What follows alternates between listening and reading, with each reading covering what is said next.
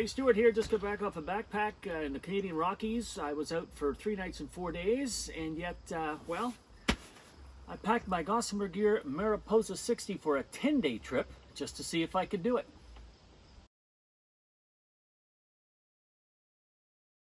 Yeah, so inspired by Brian DeLay last year on the North Boundary Trail, I really wanted to see if I could take an ultralight backpack out in the Rockies where there are some requirements for warmth and weather and things like that, and to see if I could do it. And the verdict is, yeah, I could, and it felt great. It really did. It sped up my days. I wasn't as fatigued, and I had everything I needed to for everything that I encountered, including an overnight snowstorm. That video is already up on YouTube. I kind of did these out of order. I wanted to get that video up first, and I wanted to take some time to talk about this backpack and my loadout. So let's see what's inside of it first.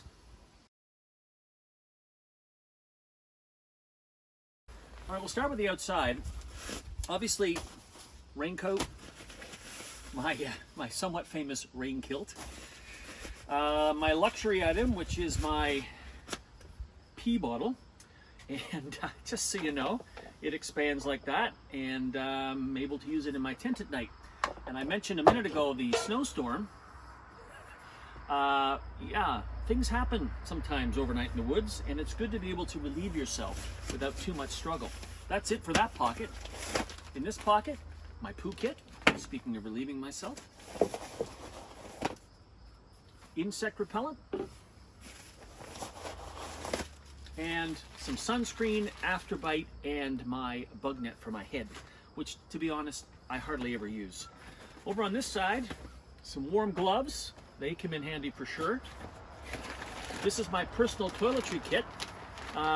Basically, not much in here really. Toothbrush, toothpaste, some medicine, some medication I have to take every day. And what is this?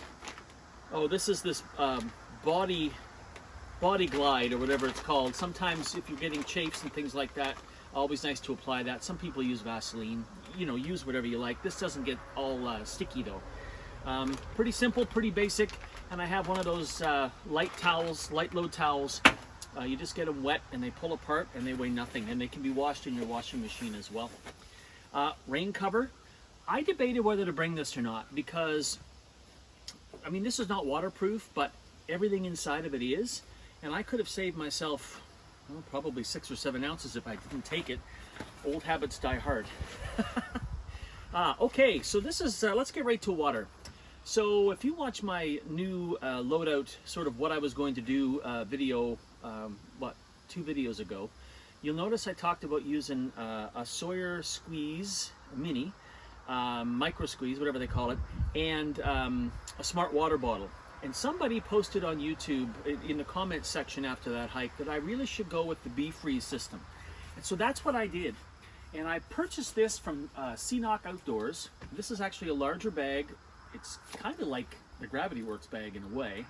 And you fill it up with water, you put your Be-Free filter at the bottom, and you have enough for the evenings around camp when you're cooking dehydrated meals and things like that. Of course, this is what I was filling up all along the way as I was going. So my water load was only this. This is only 0.6 liters, all right, 600 milliliters. And that's what I had with me the whole time. Really cut the weight down. And I have to say that was an amazing tip because this is the fastest filter I've ever used in my life. Absolutely fantastic. Just gonna finish up on the outside. You see back here, my dirty hat. This is the crazy one I wear, you know. My camp shoes, which weigh nothing. Well, they do, don't get me wrong. And because I was simulating a 10-day backpack, I did bring my solar panel, because over a long period of time in the woods, your batteries will deplete. And that's just some spare clothing that I took off at the car. Now, let's just spin it around real quick this way, because I do want to show you something. I purchased these from Gossamer Gear separately. This was to hold my water bottle, although it could hold bear spray. And this holds the bear spray and a couple of other items that are not in there anymore, like some lip balm and things like that. One of the drawbacks for this backpack for my own hiking style is that I really like to have my bear spray on my hip belt, kind of like a quick shot, you know. This was a bit of an adjustment for me, but well worth it to save the weight in the backpack. Again, this is a 33-ounce backpack, 944 grams. My Osprey Zenith came in at around 5.5 pounds, just the backpack. That's a huge, huge weight saving. Is this as comfortable as the Zenith? No, not quite, but it's comfortable enough. And they say it's comfortable up to 30 pounds, but will carry up to 35. And the loadout I'm showing you now was about 33 pounds all in, including fuel, all consumables. So I was pretty happy about that. All right, let's open it up. Let's see what's inside. As you can see, 2 simple clips. Undo them, and you're in the backpack. So a little bit of bear hanging rope, my mess kit, which is just my titanium pot with my stove inside.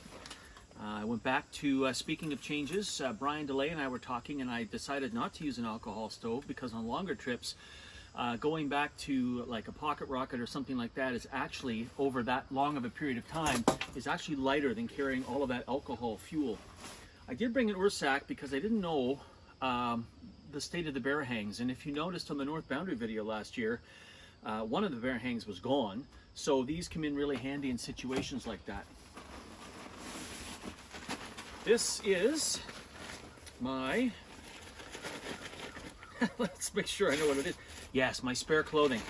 Again, Rocky Mountains, August, snow, rain, cold. I do bring spare clothing, but I did weigh it, and again, full loadout was at 33 pounds. My new tarp tent, Aeon Li, or lithium. This is a fantastic tent. I'm going to do a review of that later, right around £1 pound, maybe just a little more with stakes, but we'll save that for another review. I really, really like this tent, and we'll talk more about that later. Puffy jacket. It's like a giant pile of stuff, eh?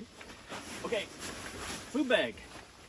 Now, I'm down 4 days in this, but there is my food bag. And it was full for 10 days. Let me just say something about that. I use Pro Bars, I use dehydrated meals, I don't carry anything overly heavy. So as I mentioned in the other video when I was talking about you know, changing up my backpacking loadout and dialing that in better for weight, you know, I'm at about 1.2 to 1.3 pounds per day, and just over 2,000 calories as part of that. So quite frankly, that's about as light as you can get. Last but not least, at the bottom, as usual, my sleeping bag. And I'm using these DCF or Cuban fiber bags now. They are waterproof when rolled properly. And what sleeping bag did I take?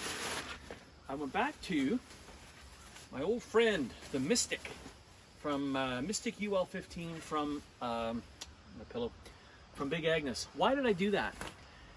These are designed basically like a quilt, right? There's nothing on the bottom. Your sleeping pad gives you that insulation. And I was able to make it work with my Neo Air mummy-shaped sleeping pad. A lot of R value in this, and I was very warm, even though, like I said, it snowed on me one night and down into the -3 to -5 range. Last but not least, I lied, trash compactor bag. That's it, folks. That's it. The only thing not out here, as I said, is fuel and the battery that I brought in addition to the Anchor solar panel. And in the top, little top zip section here, maps and some spare bags, including something I like to use. This is actually an odor-free garbage bag. You can burn garbage in certain places as long as you burn it completely. But I like to have odor-proof stuff, especially when I'm hiking alone in grizzly country. Oh, a couple more things in the outside pouch. My apologies.